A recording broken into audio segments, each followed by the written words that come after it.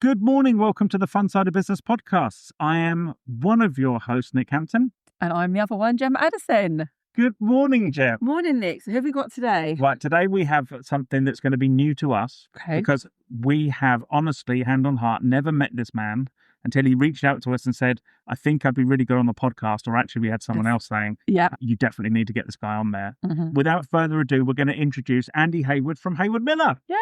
Hello. Welcome. Pleased to meet you. Welcome. Good morning, Andy. Okay, so what we try and do on the podcast is, as we've obviously briefly just touched on when we've had a quick pre-podcast conversation, is we try and find out a little bit about Andrew, or as you've already told us, Andy the person. Yeah. So take us back, obviously not that many years, because, you're what, in your 20s now-ish, 30s, something like that? If only that were true. So we're going to go back to your school days. Yep. So how was high school for you? High school, interesting at the beginning, a little bit boring in the middle. Why am I still here near the end? Okay, so which bits were interesting, and then which bits went down? I loved the sports. Yeah. I quite enjoyed science, but I wasn't particularly good at it because I didn't understand the reasons for everything. Okay. I'm one of those people, I need to understand why something is the way it is. Yeah. Okay. Yeah, because I think a lot of the time people look for, the justification as to why they need to know it, and understanding the mechanics behind it. Yes. Make it far more interesting. Yeah. Okay, so was it a case of academically that wasn't where your passion was? Exactly. So, historically in 1783 this happened. Who cares? It's gone. It's done. Move on. I'll tell you a brief story is that at primary school, I was about middle of the class. My father then got his job moved to South Africa. Okay. He was there a while, and they said, look, we'll get your family out to get you to stay there a bit longer. So I then went to school for a couple of years in South Africa. Oh. And I got there and I was bottom of the class. I was learning Afrikaans at the age of 8. Right. And it was a tough environment for me. It was all boys. We had the sports day was like the Olympics. It was extremely well run, very professional school. Yeah. And anyway, once we came back to the UK, back to primary school, top of the class. And within a year, I drifted down to upper middle. And it's my comfort zone, isn't it? Yeah. So I thought, okay, that was good. I only realised this much later, probably when I was an apprentice. That fact itself meant that I need to push myself more. Yeah. Because those people were pushing me, whereas in the UK, no one was pushing me. But I'm guessing it showed you what your capacity was for learning and what you could actually achieve. Yeah. Okay, so, and obviously, we might come back to this. So you've gone from UK to South Africa. Yep. To then back to the UK. Yep.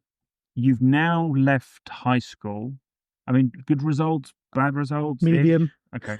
As you'd expect. Yeah. I mean, to be fair, we found a lot of entrepreneurs who are, school was no good because they didn't understand the why. Yeah. It was just I want to get out and do something and achieve something. Yeah, that they couldn't settle, could they? They just, Okay, so you left school. Was it further education or straight to work? No, straight to work. I thought to myself, what would I like to do? And people started asking that question.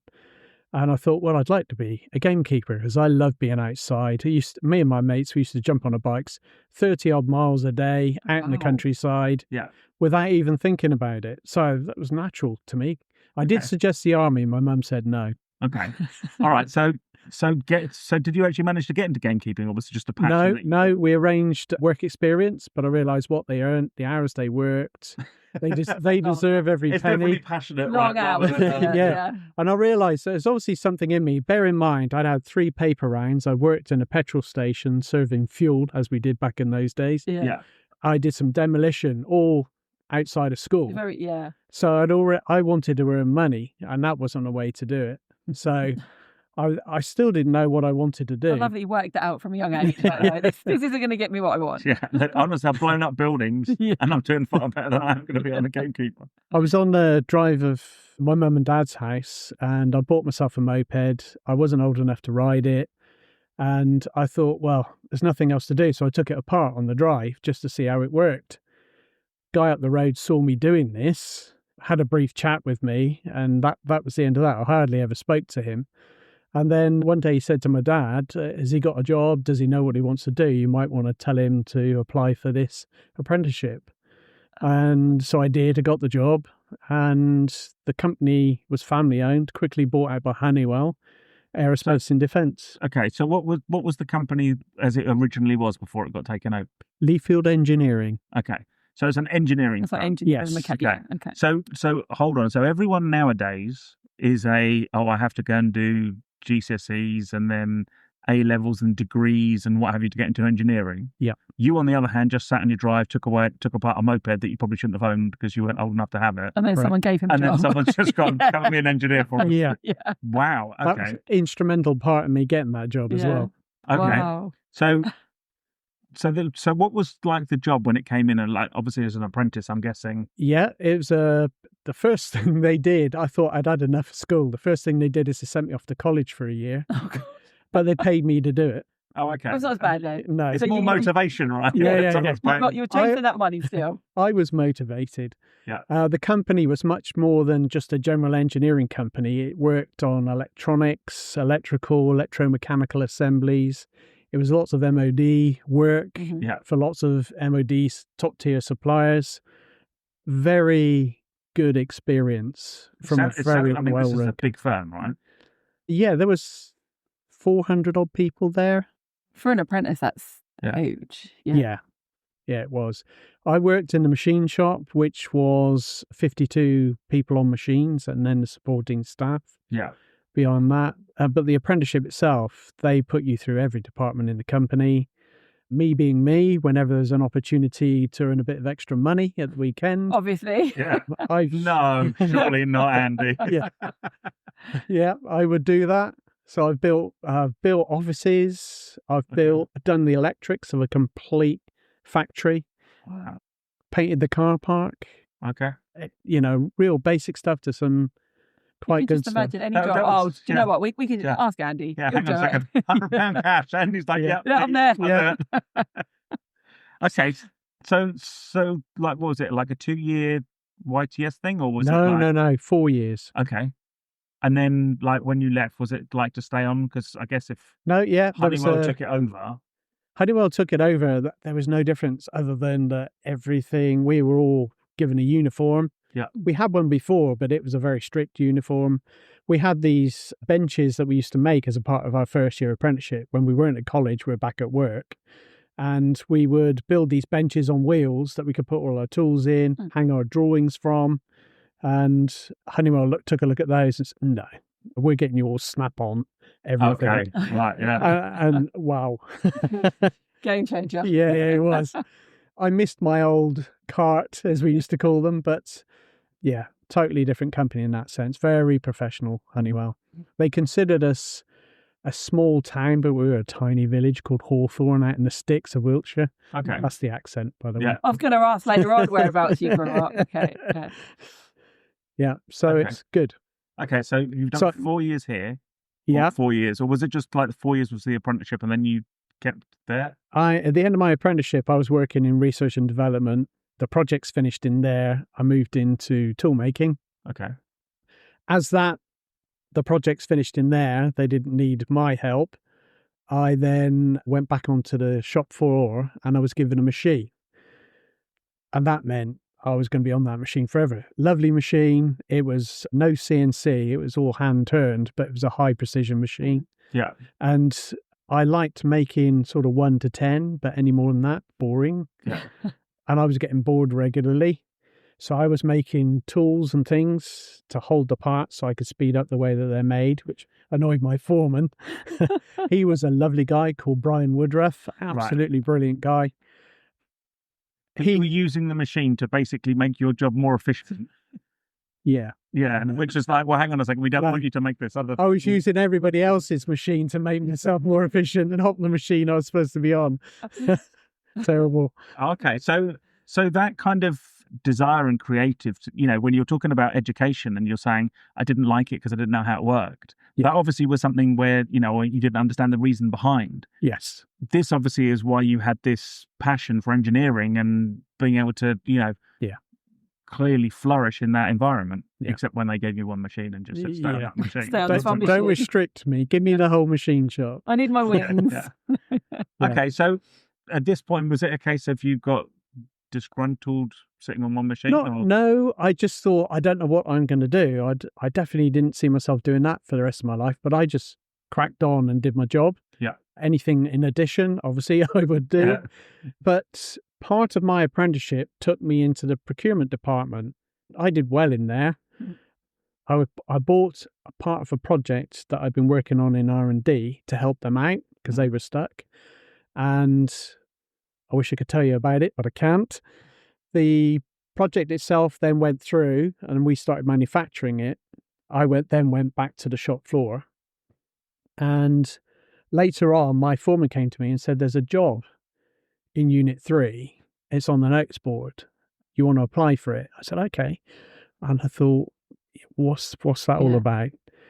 Anyway, I hadn't gone across. A day later, the head of Unit 3 came across and said, Andy, there's a job on the notes board. You should have been told you need to go and apply for it. And I said, oh, okay. So lunchtime, I shot across there. I applied for the job. I was the only one and I got it. And I then became the head of Honeywell's computer data department. Oh, wow. And I thought, I have no idea what I'm doing. I had a team of people. Bearing in mind, I was 26 and the oldest person working for me was 54. And I thought, I didn't even know how to operate a computer. And here we are. Really difficult, isn't it? Do you know, but it doesn't matter now because Andy's mentioned in here about, I can't talk about that. Instantly in my head, I've already got that he is now like procuring stuff for like M for James Bond with an MOD project. And it's like, what's he got? Like shoes, like knives and stuff. And he's there engineering it. And now he's just kind of gone to the Unit 3 job. There's a very much just go to Unit 3, please, Andy. What is it? We're not telling you to go to Unit 3. Just get there. Okay, so you've now got like a compute, entire department. Yeah. How far on like the onset of computers was this? Was it like well into their development or like computers at that time, just as they are now, really a tool. Yeah. Definitely weren't personal computers, but we had Windows, a very early version of Windows. Yeah. In one station. The majority of the work we did was dealing with NATO stock numbers. So everything needed to be codified as part of the manufacturing process so that if you were anywhere in the world and something broke down, you could fix it. Yeah. That was a part of that process. Mm-hmm. I'm simplifying it a lot. So basically you were like applying SKUs and pretty much. And I'm guessing then you've got like batch order makeups of like all of these different SKUs then can go together to create the next SKU. Yeah. Okay. Even a washer, a nut, a washer and a bolt. Yeah. 3 SKUs. Yeah. But anyone... I can talk about SKUs. Anyone within NATO could then do whatever they needed to do on that piece of equipment through that. Yeah. Perfect. Okay. So, right. So you've now gone into the computers and management and what have you. Where did you go from here? Well, I was quite happy in that department. Great team, great job. But then I was hearing noises that Honeywell were looking to pull out. And I thought, what does that mean for me? By this point in time, married, mortgage, first child. I thought, making things for James Bond. Yeah. Obviously. I've thrown him Tony there. It's like, I'm just reading this off and it's like, oh no, it's not James Bond. Can't talk about that. The next step was what happens next. And I thought something's going to radically change. I don't know what it is, but I think it's time I look for something else. Yeah. And I did not want to, but I felt very nervous in that environment. And I then found out my boss, Unit 3 head, was leaving. And I thought, I'm definitely... If he's going, then... Yeah. Something's definitely going on here. I'm not going to take the risk. Once you've got that feeling, it's really difficult to shake, isn't it? Yeah. Yeah. Yeah, very much. I then took a job about an hour away from home. It was a production manager for a small engineering firm. You didn't have the internet, bear in mind. Mm-hmm. I didn't do any research. They weren't well known. And I went there and I thought, oh my goodness, what have I done? I then found out from the team that they had been seriously downsized. They were in a big manufacturing unit in another town, and we were now working out of a converted pigsty near a stately home. Oh.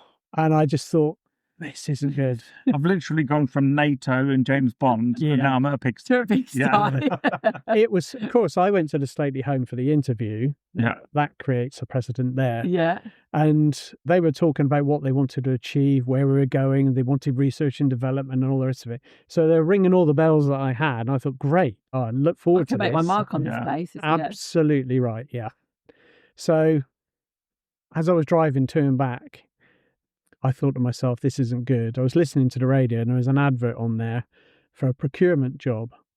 And it was in the opposite direction by another sort of hour and a half. And I thought, that sounds good. Just to get myself used to this process, because I've only had my apprenticeship interview and then this one, I'm going to apply for it and do the interview and see what happens until I find out what's really going on here. By the time the interview came up, I was carrying checks up to Birmingham, which is probably 3 hours from where I was, just to get some castings, put in the back of the car, bringing them all the way back to the factory. And I was doing a lot of that. And I thought, this is not good at all. It's not ideal. No. The moment that you know you're having to take a check to get them to release something, you know that company's not in a fantastic state. No. And they started doing some other things that I really didn't agree with. And I thought, that's it. Morally, I am no longer going to be a part of this business. Yeah. So we parted ways. I didn't have a job at that point in time, but I just didn't want to be there anymore. And I then applied at the job centre, as it was. I applied for 3 jobs, manufacturing, CNC machining.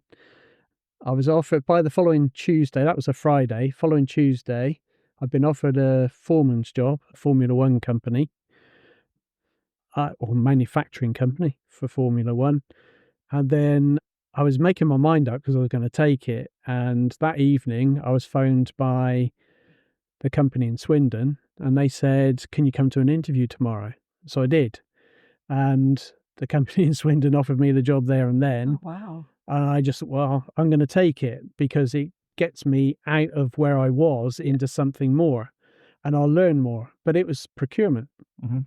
At that time and in that job, it was automotive. It was a German-American... Was this the F1 job? Or... No. Okay. No, another one.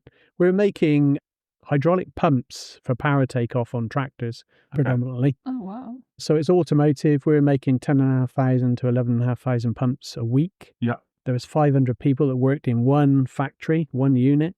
I can't believe the demand for that is so high. No.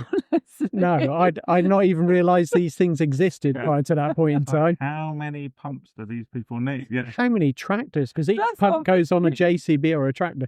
You know, when a JCB puts its bucket arm out, there's a power takeoff that's part of that mechanism. So it powers up the hydraulic fluid. It pumps it to the higher pressures. Okay. So is there that many tractors in this country? Apparently so. Well, apparently so. There is.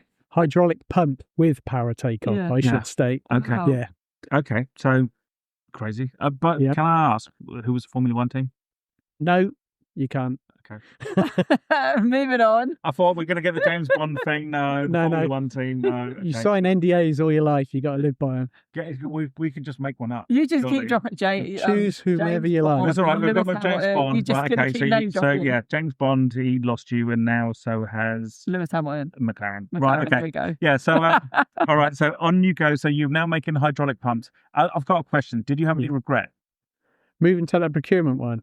Yeah, so instead of kind of going into that hydraulics one, to go and be with McLaren, Mercedes.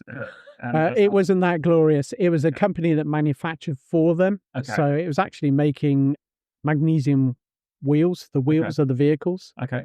That's a whole new kettle of fish because they catch fire easily if you're not careful. Yeah, because magnesium's quite combustible, isn't it? Yep. Yeah. When you get it hot enough. That's where they used to put it in flash bulbs for cameras. Yeah. That was magnesium. That's why you want it on a Formula One car, obviously. On your wheels, it can just catch fire. Many a time I thought I wish I'd have taken that job when I was doing the procurement one. The procurement one was weird. Never worked for a company like it, but there were little gems I learned in there and some fantastic people in there. I learned through life, you learn more from the problem areas of your working career than you ever do from the easy parts. Definitely. So they were good and bad of that company. And Strand was the name of the business. Mm-hmm. And as my career developed through there, my signature was worth 7.5 million, and I was buying parts for these pumps. So it could be raw material, aluminium at 5 tons of extruded aluminium at a time, through to castings, forgings. These things would be manufactured, finished machined in the workshop. How old were you when someone turned around and said to you, by the way, we're just going to set your check authority limit at £7.5 million? 28. God. Can you imagine that? Oh, by the way, Jen, just sign that. Why is that? So just check for 7 mil. God, that's crazy, right? Wow. It's amazing, isn't it? It really it's now is. £3,000 is my. Yeah, times changed. Okay, so that was that. I'm still blown away. It's like £7.5 million and James Bond, right? So where did you go from here? How did it like? Okay, I've been doing that. Bearing in mind, So sorry to interrupt. So this was Swindon. You were working. Where were you living at the time? Were you having to? Chippenham. Right, and what travel? What is? That's half an hour. Oh, okay. So you were still close to Half an hour, 40 minutes, depending on traffic. Okay. Yeah. My wife was a nurse in Swindon as well. She worked nights. Okay. We had 2 children by that time as well. And we were going backwards and forwards, passing each other Passing each other on the on the motorway. So I'd had enough of driving backwards and forwards. I'd had a near miss accident, and I just thought, I felt I was switched on. There was nothing wrong, but I just thought, this is destined to happen again if I keep doing this. Yeah. And I thought, I'm going to need a change. So I went in Swindon one lunchtime, went to an agency and said, look, I'm looking for a job, procurement, this sort of area. And they said, well, we've got one in your hometown. And this happened to be a company called Westinghouse. Wow. And I went and worked for them. So I did a couple of years for the Saracen Strand, to Westinghouse. Yeah. And procurement again? Yep. Okay, so did you carry on procurement? Or which point did you kind of do the switch back into sales? End of that. It's not back into sales. I've never been in sales at this point, but I dealt with lots of salespeople. Yep. So when I was at Westinghouse, Saracen Strand was high volume, low value parts, and Westinghouse was high value parts but low volume manufacture. Yeah. So you don't make a lot of trains. You might make several train sets. So I got a project that was £32 million worth of spend for the project, but my signature value had seriously dropped at that point. I had then go to the procurement manager, then the finance director, and so on, depending on what I was buying. But I bought everything for the Class 465 train that runs up and down the East Coast Main Line. Okay. So I could hat and coat hook on the back of the driver's door. There's 2 of them. There's a little cartridge heater under the foot plate of the driver. The driver's foot must not get cold because it's a bit like a dead man's handle, but it's a foot plate. Right. If he leaves that means a train will stop. So he's got to keep his foot on it so that he's actually present. If he falls down on it, it'll keep going. If he puts his sandwich box on it, it'll keep going. That was the move, obviously. So if do you want to get a bit of a break? Yeah. Ask your sandwich box. Give me a lunchbox. Yeah. That's exactly what we heard. There we go. Okay, so like on you go through procurement. Yeah. How did like you get from here to where you are now? I mean, how many steps do we have? In my last year of procurement, 5.5 years at Westinghouse. Okay. In the last 12 months, I was moved out of the main section off to a division, electronics division. They had 4 people doing the procurement there. There were some goings on in that division, and private detectives were brought in, and all sorts was going on. I didn't know that. You know exactly where this is going. I'm going to go. What happened? I'm going to go back. Can't tell you. I'm not even going to go with it. Don't even touch yourself. You're not going to fall into the trap. Yeah, you've got me twice already. So these people left, and I was put in place, and I was one. They were 4. And I thought, there's a lot of work here. So I was getting in at 7 o'clock in the morning, sometimes finishing 7 at night. But I got everything done. Mm-hmm. During that period of time, we had a gentleman whose name escapes me, unfortunately. You wouldn't tell me anyway. You just said no, this one I would. But we gave him a nickname, Dr. Death. Okay. And he was the operations manager, superb guy, Irish accent, severe widow's peak, very dark hair, very pale complexion. He had his second in command with him, and he would hold this meeting in the morning. As soon as everybody started in the morning, we were in that room, and he'd have all the projects listed on the wall, and he would go through each project. And all he wanted to do was to facilitate the smooth running of the business and make it efficient and profitable, which is great. So we were in there, and people started making excuses for everything, and I thought, why are they saying that? Just tell the man what's going on, and then say what you're going to do about it. But they didn't. And bearing in mind, I was still relatively young in comparison to the people in there. So I kept quiet. But when it came to me, that's literally what I did. And he just said, and he would listen, write no notes, and then he would move on. His memory was phenomenal. He didn't miss a trick. One day we were in there, this guy was telling me he didn't know what he was doing, and it's a waste of time having these meetings. And so he waltzed into the gate, and he was fired. That guy had been there 40 years. Oh my God. We were in there probably a week later, and we heard some noise just outside a window. And we went, and a couple of us looked out the window. I thought, what's going on? That's a car park. Shouldn't be any noise. Everybody should be at work. There was a guy loading his boot up with pallets and things. And he was fired. Hence the name Dr. Death. Yeah. Oh my God. Okay. But brilliant guy. And I learned some valuable lessons from him. And each time I was given something, he then caught the engineering manager that ran that division making excuses for why he didn't have things, and he foisted it off onto me. And within a couple of days, I had the parts in, and the next thing, Dr. Death was asking him why he hadn't got them made.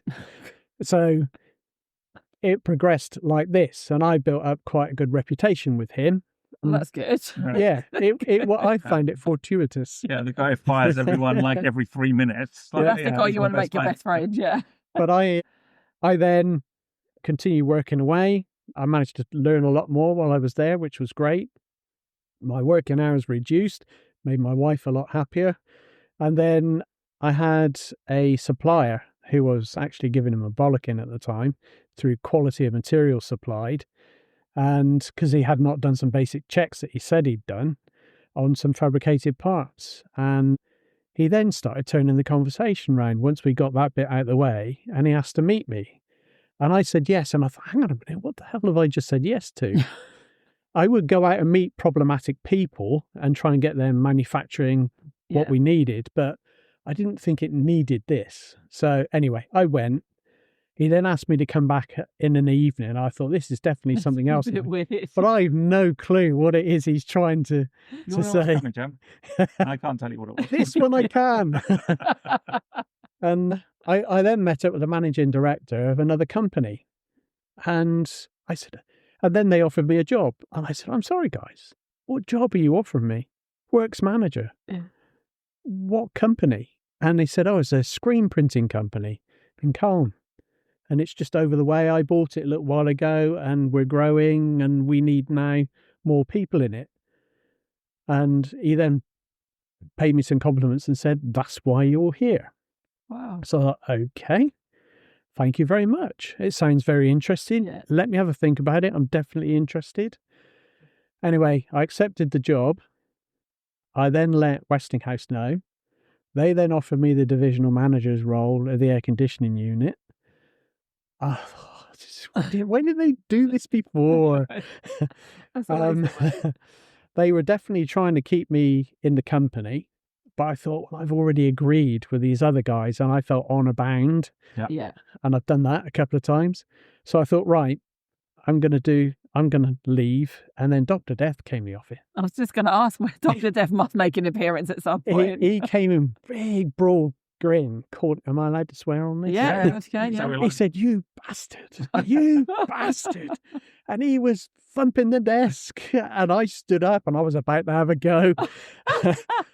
And he shook my hand. He said, I wish you the best of luck. And he paid me some compliments. And he said, I was the one that put you forward for the division, the air conditioning division. He said, because you'd have been good at that. Mm-hmm. You really would. He said, but just a secret between you and me, I'm actually leaving myself. I got a long notice period, but I'm off to my next venture because we seem to have got things sorted here. I said, you've definitely got things sorted. You're fine, everyone. Yeah. He said, if you ever want a job, let me know. Oh, that's a nice way to lead. Yeah. Yeah. I was blown away by that response, to be honest. Yeah. So I then went to work for Cerebex, which was a screen printing company. Knew nothing about screen printing. Familiar territory. This is wing it as we go. I had people in the company, especially Matthew Hall, the foreman. He taught me screen printing. Yeah. Really. The MD, Steve, he taught me the quoting side of it. And then I was doing quotes. Sales team were out getting inquiries. And once I brought in 5750, ISO 9001, all the quality procedures, everybody knew what they were doing. Nobody wanted to sign for their own work. I had lots of problems with that. In fact, I became grey at that company and my anxiety levels were always through the roof. But again, I learned a lot. And then with that, we had everything being done properly on the shop floor. Didn't need me as a works manager anymore. The stuff came in, it got made, it went out, it was of good quality. I felt like a fifth wheel. And I thought, I'm in danger of losing my own job here. Mm-hmm. So I went to the MD and said to him, would you mind if I did some sales? Because we could do some more on the shop floor. And he said, yeah, knock yourself out. He was glad to get me out of the company because I was trouble to him, questioning everything all the time. Poking my nose in where it wasn't wanted. So I then went out on the road, generated business by walking around industrial estates, and I did 150 companies a day over 2 days. And it was a long slog because I drove there and back in my own time. And I thought, it's not efficient use, but I did get one good customer and one part-time customer from that exercise. I thought, how can I improve this? We've got a Kelly's directory. I know I can get on the phone and ring people. I can probably ring more than 50. Yeah. I probably got to about 65, 70 in a day, but I managed to find a couple more. I thought, oh, okay.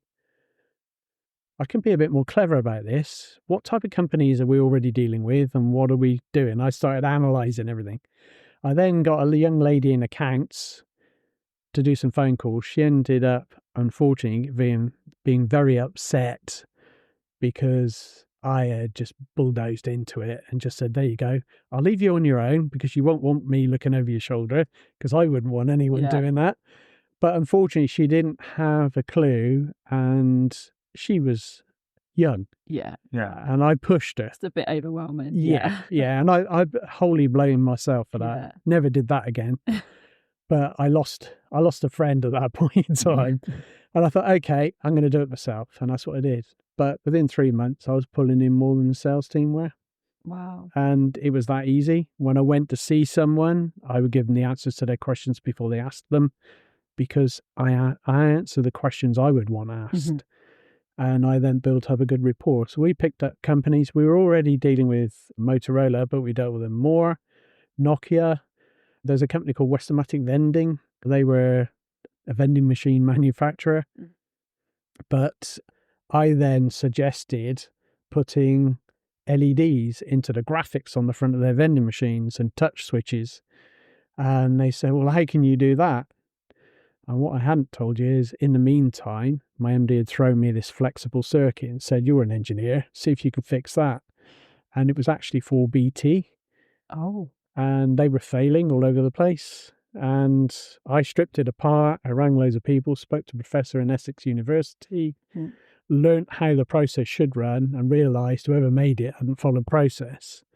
Set up a process ourselves. My MD had a good contact in this company that dealt with BT and we put it forward, it passed, and we started making all of those units for them. Wow. We did some stuff for Nokia on the phones. We did stuff for Orange, as it was at the time as well. Wow. So good fun. Yeah. So was this like as mobile phones became second nature and everyone had one? Yeah, around that time, as mobile phones, everything was bright, everything was orange, as the advert said.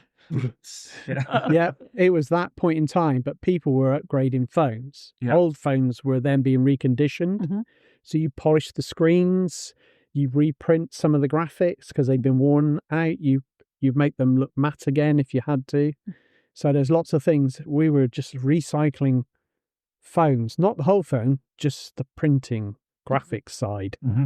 And then we would supply it back to our customer that would then convert it into the complete phone. Okay. And test it. Well, that happened. That came and went over a period of probably 2 years. A flexible circuit suddenly became the in thing. We're everywhere. So, Which you made? Yes. Totally.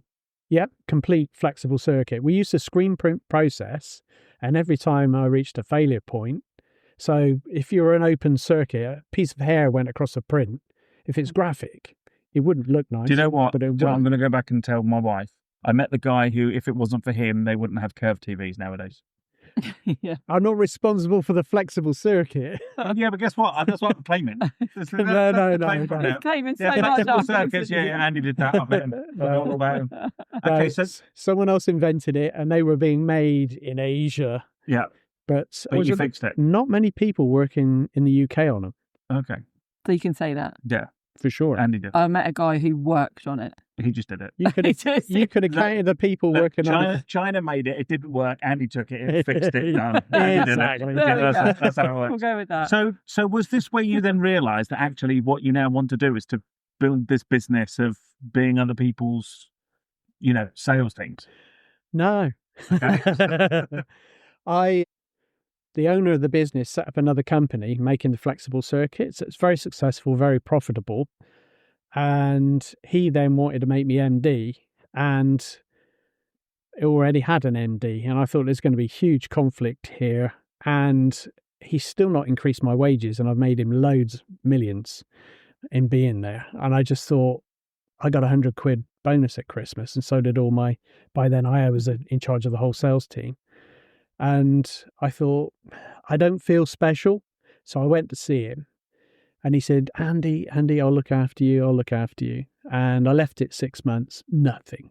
And I just thought, I'm going to get the same old here. Yeah. And by then we'd grown even more in the flexible circuit side. So I thought, right, I'll have a look in the Telegraph and the newspaper.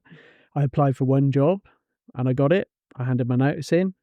The owner was very upset, visibly, and doubled my wages there and then. But unfortunately, it was too late because I'd shaken somebody's hand and I was on my way. And they offered me a lot more than I was on, but nowhere near as much as the owner is offering me. So I thought, it is what it is. Yeah. And I left.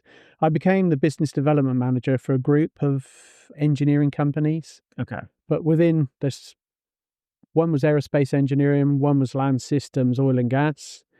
And then there was a technical publications house, and then there was document scanning and archiving, microfiche. So all your little microfiche scans. Yeah. Mm-hmm. Yeah. So that's then what I was selling. But I did all their sales and marketing. Yeah. So that grew. We went from 6.9 million to 25 million. Okay. There were things happening, and I'd been included in everything, but then I knew the board was keeping secrets. I sat in the board meetings, but I thought the fact that they think they should be keeping secrets from me tells me they don't trust me anymore. Yeah. And I don't know why, because I had done nothing to break that trust ever. I do not know why. But it's a decision they made. It's their decision. So I decided to take action. Bearing in mind, through the growth of the company, I've been getting headhunt calls all the time. And I literally walked out of the boardroom after being excused. And I thought, I'll take the next one. Rang me there and then. I said, you couldn't have rung at a better time. Perfect timing. Yeah. So I got the job in Cambridgeshire and doing sales and marketing for a group of engineering companies. Okay. Based in Ely. And unfortunately, that was just in 2008, October of, I believe. And then a nice little crash comes along. Yeah, big crash. We had to make 35 people redundant. Okay. Of the directors that were there to take me on, none were there, bar one, which is a finance director who'd then become the MD. Yeah. Then he had a nervous breakdown, and so I'm not going to name the company. Yeah. He left, or he went on sabbatical for 6 months, that left me and the commercial director, who'd been there a week before me, Oh, God. Oh, no. to sort everything out. The owner disappeared, couldn't contact him, had no way of communicating with him. And we just thought, okay, we're going to do the best we can. That's a much bigger story over a beer. I'll tell you more. But at that point in time, I just thought I've had enough. We just got a turnaround and then some things were done at that business. And I just thought, I'm beating my head against a brick wall again here. I had the opportunity right at the beginning to just leave. I could have quickly got another job and been away, but I felt obligated to the people that were working in the business because they would all lose their jobs, and it was bad enough with 35 people losing theirs. Bearing in mind that myself and the other director had taken a 25% pay cut. There were no bonuses anymore. That wasn't on the table regardless of what happened. So we moved on. The business kept going, and it's still going today. Well, I did that for 2 years. I handed my notice in, and it's a 6-month notice period. And 18th month, I handed my notice in, and I thought, right, what am I going to do? And there were a couple of people that were offering me jobs before I went there, so I sounded them out, but those opportunities were long gone.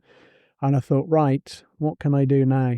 Well, I've dealt with big sales teams. I inherited a very big sales team in this last group of companies. And I thought they were winning 15% of what they quoted. The one before, I was the only salesman, and we were winning 86% of what we quoted. Bearing in mind, no salesman is the only salesman in any company. Everybody's involved in that process. So there's a huge difference. And I thought, why? So I started ringing every quote that we lost to find out why. And the majority were we were too late to get the quote. By far the cheapest price. Of course, we were going out cheaper and cheaper and cheaper on everything, cutting our costs wherever we could. The work we won was of so low value that we had no profit in it, which made it harder to survive. Bearing in mind, when I joined the company, I expected it to be turning at 8 to 10 million. I couldn't get accounts on Company's House up to date, and it turned out it was turning over 5.5. And I thought, no way. Because normally in a manufacturing business, you'd be looking at an equation of 10 people to £1 million. We had 150. So you'd expect them to be turning about 15 million. And I thought, I don't see this business turning that much over, but definitely not 5. So looked at the sales team side, started my own business up, let some of my business mates know what was going on. And one of them down at the group of engineering companies I was talking about, they'd sold. I left, they sold. He said, come and meet the new CEO, which I did. Told him what I did, and CEO said, I don't want you to come in and train anyone. I want you to come in and do what you did before. So I then became an interim salesman and met some wonderful people. He was a brigadier, absolutely wonderful person, very clever man. But the business was being run if it's much, much larger. Now, the reason Universal Engineering it was so successful was because the two owners, Martin Libapti and John Runyard, ran a tight ship, especially John on the finances. Bill Bremer was one of the MDs and Chris Bell was one of the MDs, and they also ran tight ships. So we were reactive all the time, and we made good profits as a business. And on the back of that, they did profit share with the rest of the everyone in the business got a share of the profits. Absolutely brilliant mechanism. I've tried to replicate that, haven't been able to do it. It was one of those points in time where all the right people came together. And it gelled. And of course, when those people started leaving, it all started to change. When the company that bought it, they were trying to run it as a much larger company, as a larger entity, and not that nimble business that was there before. For example, when I was there, I brought in an inquiry for 10 military trailers, and it was a very specialist one. There was no one else capable of making it like we were, but they declined it. And that's our bread and butter work. We did all the 3.25 ton trailers for the MAN trucks. We did all of those. We worked on I forgot the name of it. It's the one that fires the Python missile, which is the sausage-shaped charge that's fired over a tank tanks pull these trailers. Okay. The charge drops in a minefield. They explode it. It's the biggest bang in the British Army.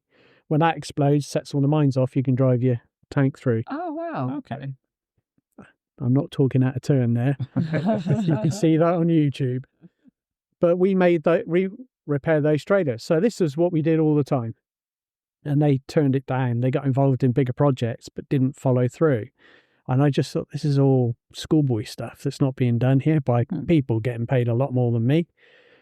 They then offered me a full-time job. By then, somebody else on the estate had offered me an interim role because he found out I was working down there. And then they extended my contract. So there were 3 jobs simultaneously. Yeah. So I employed some other people to do the business development side, and that's when I found out that they wouldn't open doors or couldn't open doors. I actually watched one guy's hand tremble over the top of the telephone before making a call. I thought, I didn't think that would be the case.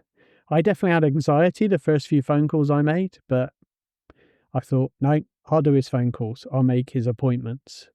And then I thought, I can't keep doing this. I'll employ a telemarketer. Mm-hmm. Yeah. She was more customer service, so I trained her on sales, how to approach it. She was very good. I then became her market researcher. So I thought, right, I need a market researcher to get the data and make sure it's accurate.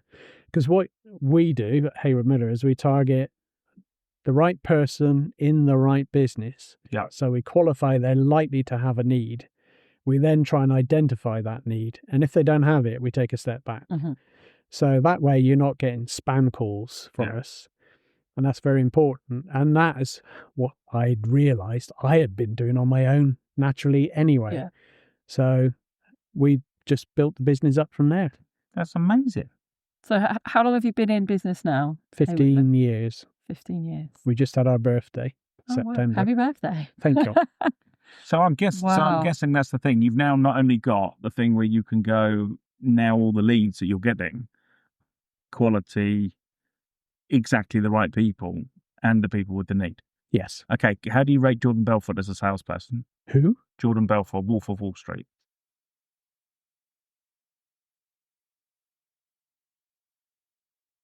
No.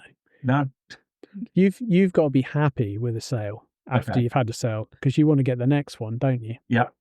I think if the Wolf of Wall Street side of things, it's all well being smart and clever and everything else, and almost tricking somebody into buying something. Yeah. But you want them to come back time and time again. That's true. You were smiling a lot then, and your smiles just disappeared.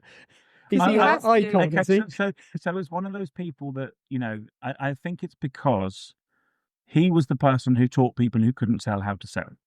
And not only that, he was selling nonsense to people who should have known better. Yeah. That they weren't buying nonsense. Yeah. So in terms of like the greatest salesperson, I would say it's very difficult for me to ever go and say there's going to be anyone better. Job satisfaction, probably not. Anything else, probably not.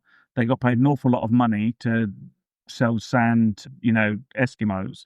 Yeah. Which they had no need for, no desire for, and it was basically they were selling fresh air. Yeah. But in terms of sales ability, I think the fact he could close anyone pretty much at any point made him an amazing salesman. That is clever. I think if don't get me wrong, you're not going to have a happy customer. You're not going to have a happy sales staff, other than the fact that they see their commissions and go, yeah, brilliant. Yeah. It's the win is just for them and them alone, no one else. Yeah. So when it comes to sales, you want people to be happy with what they bought, and you want them to build up a relationship. People sell to people, build up a relationship. Mm-hmm. Yeah. If we are selling to someone, they shouldn't feel like they're being sold to. Yeah. They should be talking about something they're interested in and then asking for more details. We were talking to someone earlier who said, they said, you're very, very quiet and you listen a lot to him. And he said, it's amazing how much people will tell you if you shut up and listen to them. Yeah. And he said, and how else can you sell if you don't know what their problem is? Exactly. If you know what their problem is, you can sell them the solution rather than sell them the product. Exactly. Yeah. Yeah.